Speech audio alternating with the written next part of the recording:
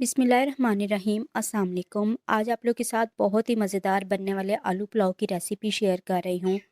ये पुलाव खाने में इतना टेस्टी है, जब आप इसे बनाएंगे ना तो आप चिकन पुलाव या बिरयानी को भूल जाएंगे।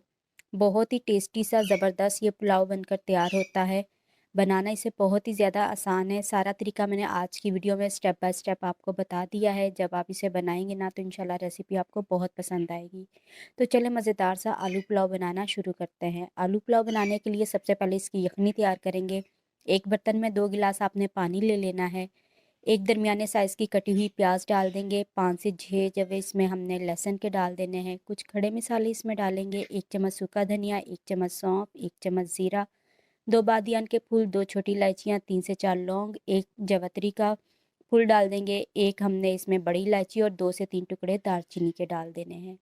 साथ ही इसमें 1 चम्मच नमक डालेंगे। अच्छी तरह से इसे हिलाएंगे और कवर करके आपने यखनी को 7-8 मिनट के लिए पका लेना है, ताकि ये जो खड़े मसाले इसमें डाले ना, इनका सारा अर्क इस यखनी के अंदर आ जाए। 7 से 8 मिनट यहाँ पे गुजर चुके हैं। यखनी हमारी तैयार हो चुकी है। एक बार अच्छी तरह से इसे हिलाएंगे, उसके बाद आपने छान लेना है इसे। जो इसमें प्याज और खड़े मसाले हैं इन्हें निकाल देना है। बस इसमें बादियान के फूल, बड़ी इलायची और दालचीनी के कुछ टुकड़े मैंने डाल दिए थे। अब उसी बर्तन के अंदर हमने 1 कप कुकिंग ऑयल ले लेना है। 2 दरमियाने साइज़ के बिल्कुल बारीक कटे हुए प्याज इसमें शामिल कर देने हैं। प्याज़ों का कलर आपने गोल्डन होने तक इसे फ्राई कर लेना है, बहुत ज़्यादा गोल्डन नहीं करना है। तो देखिए इस तरह के जब प्याज सुनहरी से हो जाएंगे तो आपने इसे किसी प्लेट के अंदर निकाल देना है, और प्लेट में निकालने के बाद आपने इसे फैला देना है। क्योंकि प्याज अपनी हीट में पकते हैं तो इनका कलर ज़्यादा डार्क हो जाता है। जब आप इसे खुला खुला फैलाएंगे तो ये जल्दी ठंडे हो जाएंगे। उसी ऑयल के अंदर आपने 1 चम्मच ज़ीरा डाल देना है। साथ ही इसमें हमने कड़ी पत्ता डाल देने हैं, 2 पीस मैंने डाल दिए हैं। अच्छी तरह इसे मिक्स करेंगे, कुछ सेकंड के लिए आपने इसे पकाना है, और उसके बाद आपने इसमें आलू डाल देने हैं। आलू मैंने यहाँ पे 3 लिए थे। इस तरह इसे दरमियाने टुकड़ों में आपने काट लेना है, इसमें डालेंगे।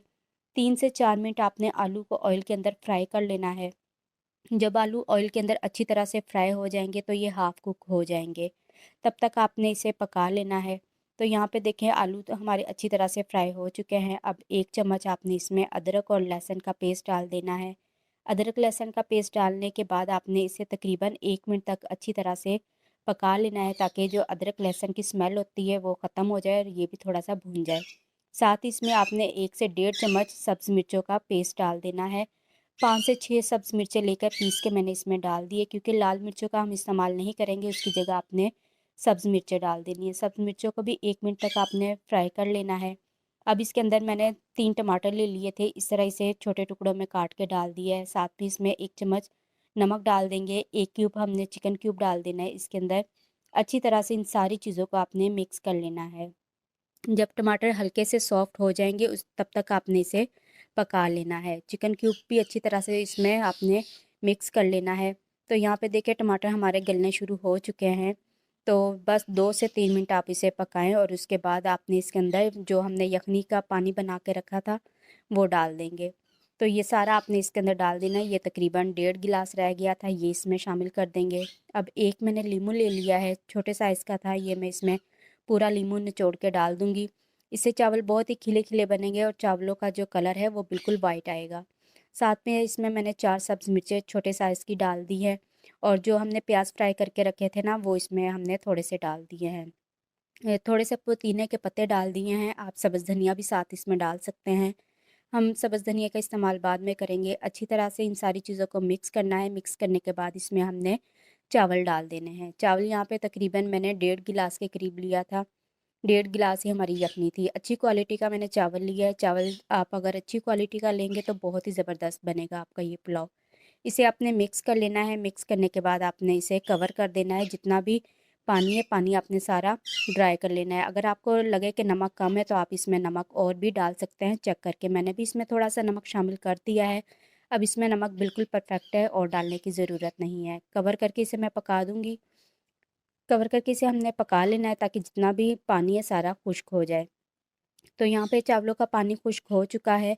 एक बार अच्छी तरह से आपने इसे मिक्स कर लेना है। मिक्स करने के बाद जो तली हुई प्याज थी वो सारी आपने इसके ऊपर डाल देनी है, और प्याज डालने के बाद इसमें मैं कुछ सब्ज़ धनिया के पत्ते भी डाल दूँगी। 1 मुट्ठी भर के आपने इसमें सब्ज़ धनिया डाल देना है, और उसके बाद आपने इसे दम लगा देना है। दम मैं यहाँ पे तकरीबन 15 मिनट का लगाऊंगी। तो 15 मिनट का दम लगाएंगे, उसके बाद बहुत ही मज़ेदार सा हमारा आलू पुलाव बनकर तैयार हो जाएगा। तो यहाँ पे आलू पुलाव बन चुका है। एक बार अच्छी तरह से इसे मिक्स कर लेंगे। आप देख सकते हैं कि चावलों का कलर भी बिल्कुल वाइट है, आलू भी गल चुके हैं और चावल भी हमारे बहुत ही खिले खिले से बने हैं। अच्छी तरह से आपने इसे मिक्स कर लेना है। मिक्स करने के बाद हम इसे प्लेट में निकाल लेंगे। बहुत ही मज़ेदार सा हमारा आलू पुलाव बनकर तैयार हो चुका है।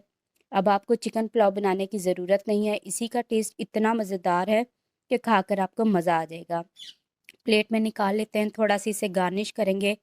जो तली हुई प्याज थी वो इसके ऊपर थोड़ी सी डाल देंगे, सब्ज़ धनिया के पत्ते डाल देंगे। बहुत ही टेस्टी सा हमारा ये आलू पुलाव बनकर तैयार हो चुका है। तो उम्मीद करती हूँ कि आज की रेसिपी आपको अच्छी लगी होगी। वीडियो अच्छी लगे तो वीडियो को लाइक कर दें। अगर आप मेरे चैनल पर न्यू है तो चैनल को भी सब्सक्राइब कर दें। मिलते हैं किसी न्यू वीडियो में, तब तक के लिए अल्लाह हाफिज़।